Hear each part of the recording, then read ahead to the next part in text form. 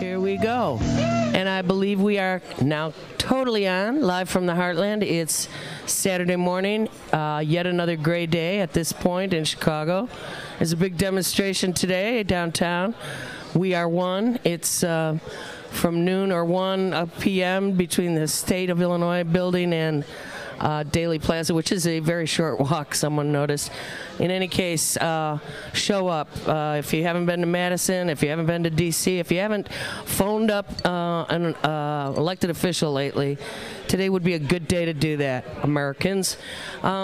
You are listening to Live from the Heartland. My name is Katie Hogan. I'm just introing to let you know we have a great show today, starting with our own Lisa Smith talking with Ines Somer, a filmmaker, wonderful woman, and they'll be talking about the Talking Pictures Film Fest.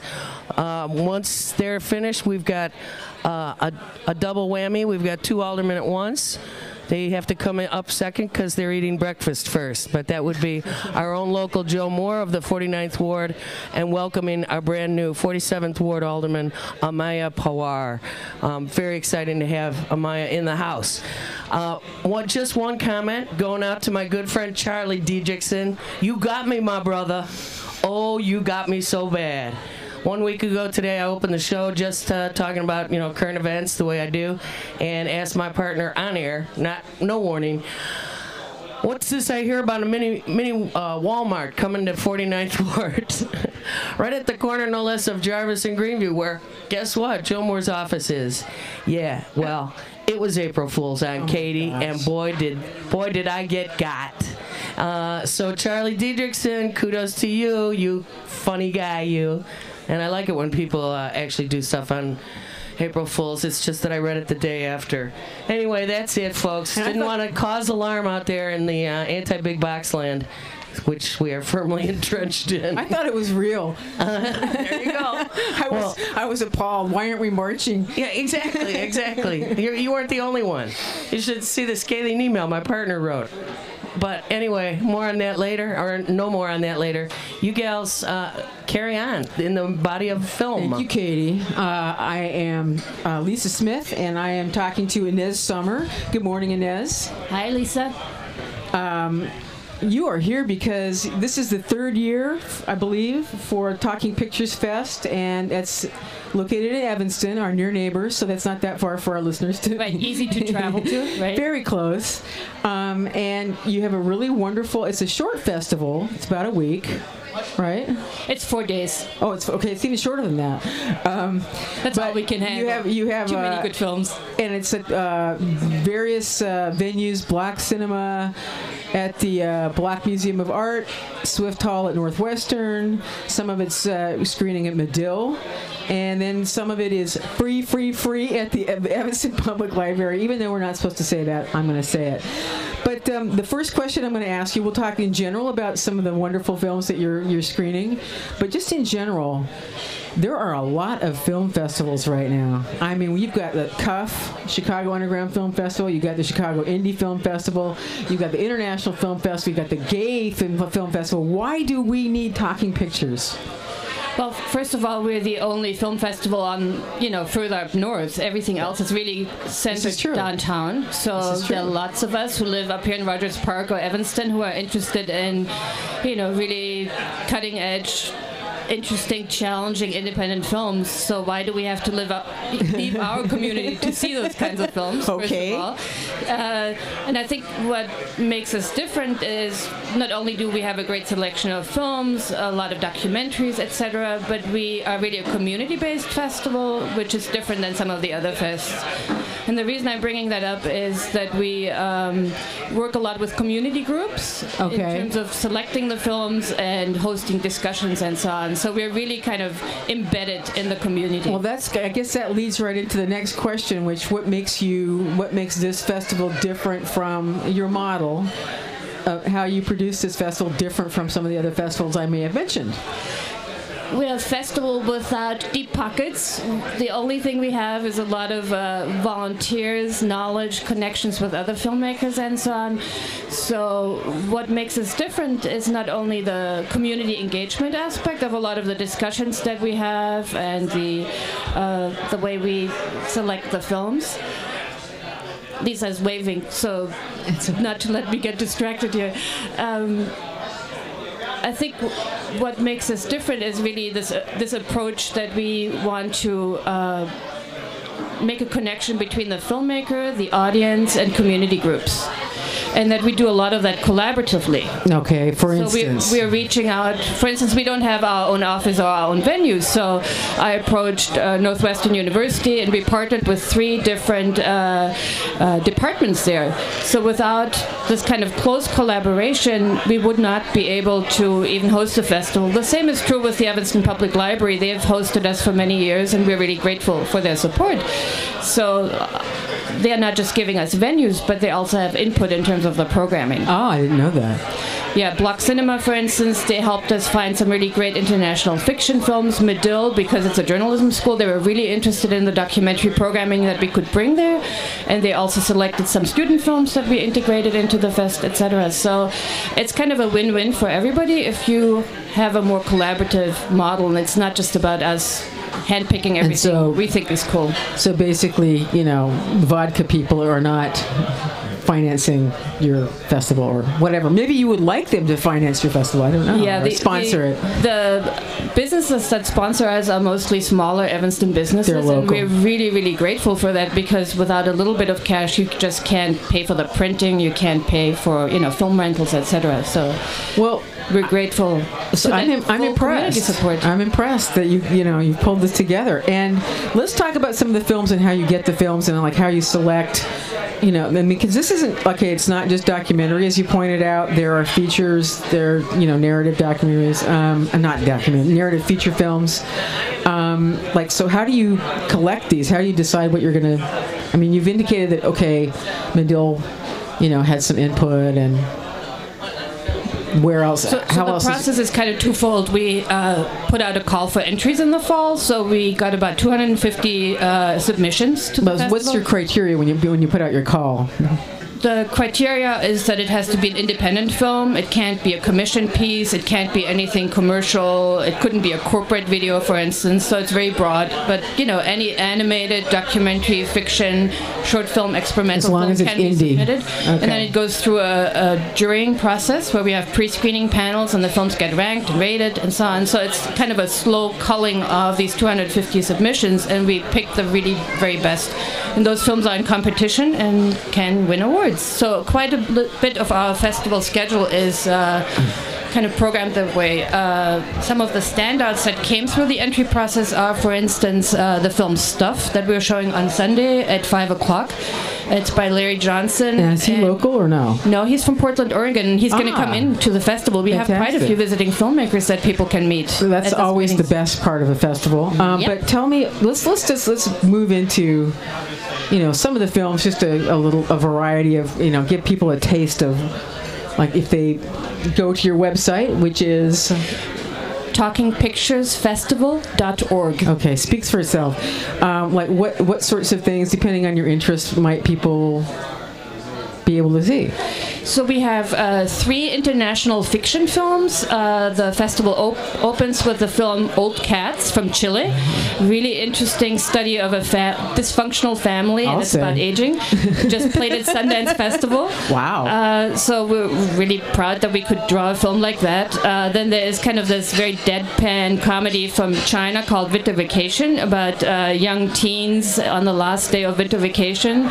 Now, tell me something. Is Winter Vacation... You're saying it's a deadpan comedy. Mm-hmm. Okay, it's not a... So think a little bit about Jim Jarmusch style. So it's not a dramedy. No, it's not. Okay. Good. And then the third fiction film that's international is a film called Silent Souls from Russia. Very moody, beautiful, atmospheric film. I mean, if you really want to go deep into the landscape, metaphysical and actual physical landscape of Russia, that's a great film to check out. Would you say it's atmospheric, poetic? Mm-hmm. Okay. Now, no, we're not going to continue with the feature films because I have to stop with Colony because I saw that. and previewed it, and I think it's stunning, and people should really, really. We were talking about it earlier, but I think people should really. I thought I knew everything there was to know about the bee colony collapse syndrome, whatever, and there's a lot to it, and people have thought that they've figured out what it was, food or being transported or, pesticides, and this film really blew me away. It was so beautiful, and it really, really developed characters and metaphors for what was going on, or what continues to go on. Actually, I thought that they had solved the problem. I thought it had stopped, but apparently it's still an issue, and that's huge. Issue. And I think the film doesn't come up, doesn't show us a solution. No. How this has been diagnosed, but it really focuses more on small-time beekeepers, on a family that does beekeeping, and then some more veterans of the beekeeping industry, and how this will not just affect them as an industry, but us overall in terms of the food production for this country.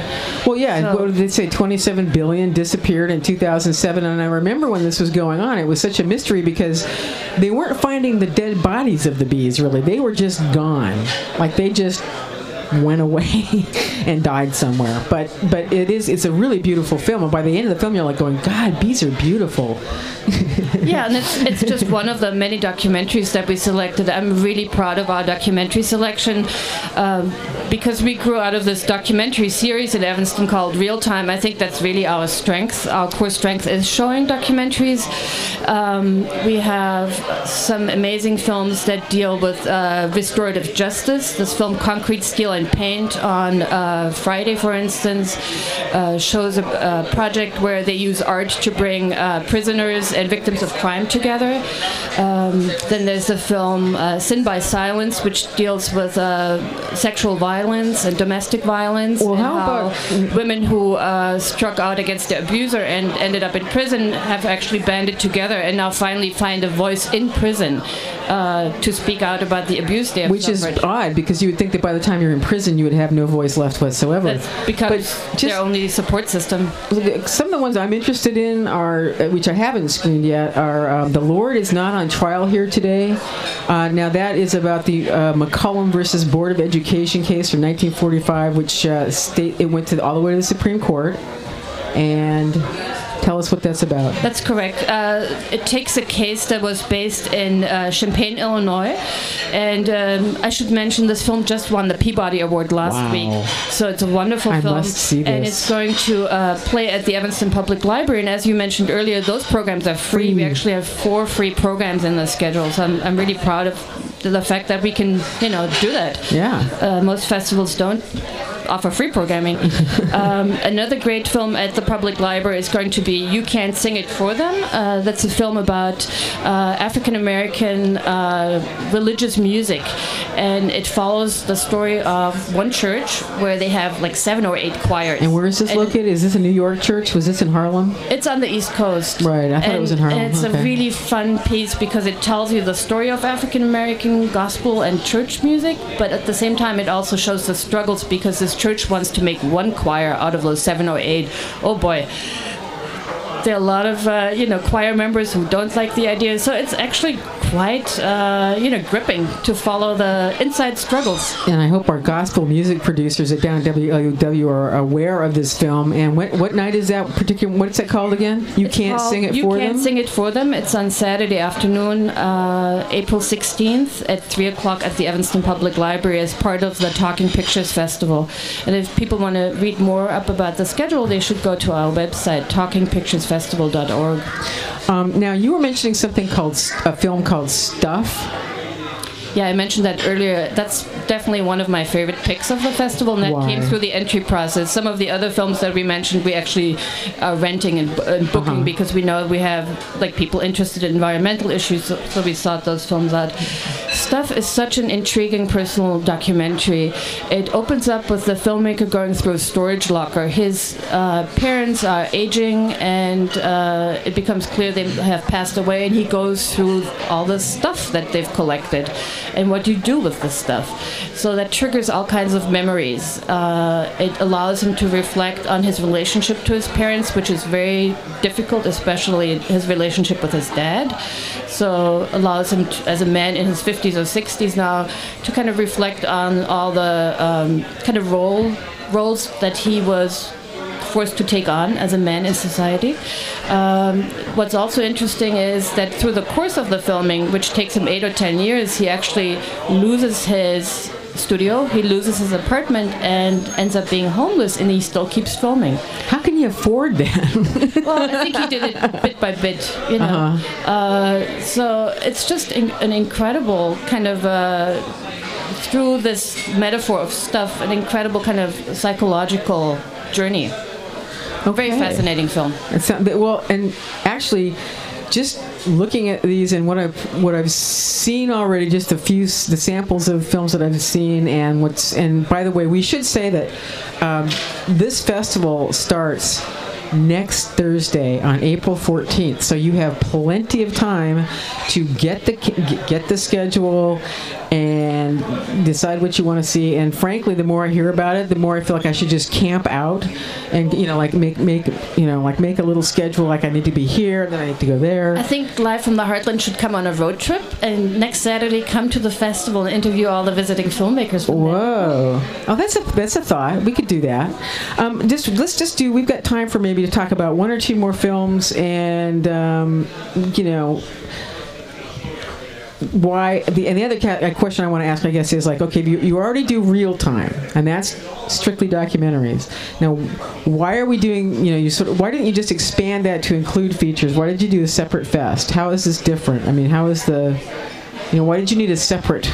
I think the synergy that you get by showing a lot of films concentrated on a weekend, it really becomes something much larger, because then you all of a sudden have all these visiting filmmakers there. You have audience members who take in more than one film. They might go from one film to another, and you create this whole community conversation around the films. And their issues, yeah. And the issues, right. And I think that makes it really exciting. It's a lot more work than putting on a once-a-month free program. To put a festival together is a huge effort, without all the volunteer help. So real time is once a month. Okay, that's the difference. And Real Time is a free program, and I love that program, and I hope people will come and join us for that as well every month at the Evanston Public Library. But I think the festival just offers a more exciting kind of weekend. Well, sure, especially if you get the filmmakers there. That's for me, that's always a big draw. So let's talk about one last film before we have the next segment with Katie and Michael. I'm talking to Ines Somer, and you are listening to Live from the Heartland on WLUW 88.7, Chicago Sound Alliance. Anytime you want, you can come down here and see who we're talking to and join us. And you can also go on YouTube and see what people actually look like. But to continue, Ines Somer, we're talking about the Talking Pictures Festival is starting next week. One more film. Personally, I need to see the Oscar shorts because, well, obviously they're award-winning shorts. I don't know how you get those, but it's definitely not. I don't think it's something you can get like online, is it? I believe you can get them online as well, but we usually book them from a distributor. That's right. If people don't want to come to the theater, it's fine. They can probably find them, but we book them from our distributor, and we actually have several other programs of shorts on the festival lineup this year, and the Oscar shorts are always lots of fun, so I can definitely recommend them. But we also have Saturday evening, April 16th at 9:15, we have a program of shorts that has a lot of local filmmakers in it, so I want to pitch that because... Okay, and which one is that? It's called Shorts Take Two, and it's going to be at Anime Swift Hall. That's on Northwestern's campus as well. And we have some local animators. Kate Rainey and Jerry Bessoff are going to show new animated films, really fun stuff. We have some international animation in there. We're showing a short film by Kartemkin Films called... It's okay. Short documentary by Kartemkin Films, and that's about a tattoo artist who actually creates kind of not covers up, but creates kind of new artworks out of tattoos that people no longer want. It's called Sacred Transformations. Definitely very interesting short piece. Oh, so he's removing tattoos. He's not removing them by, he's creating new images over the images that people don't want anymore. So it's he's a really cool project. transforming them. Sacred Transformations, and Okay. that's also locally produced. Fantastic. So that's going to be a really fun show because a lot of the filmmakers will be there. That's at 9:15 next Saturday evening. Okay, to wrap up, we are talking to Ines Somer from Talking Pictures Festival. This starts next Thursday. You can go to their website, www.talkingpicturesfestival.org, and it looks like a fantastic lineup. And the great part is always you've got a lot of the filmmakers who will be there to talk about their work. So thank you very much, Ines. And I know Thank you, Lisa. I know that I personally going to plan to attend some of these. In the meantime, Katie Hogan and Michael James will be talking to some of our local aldermen and political representatives. And stay tuned. We will be back, or they will be back after this short musical break.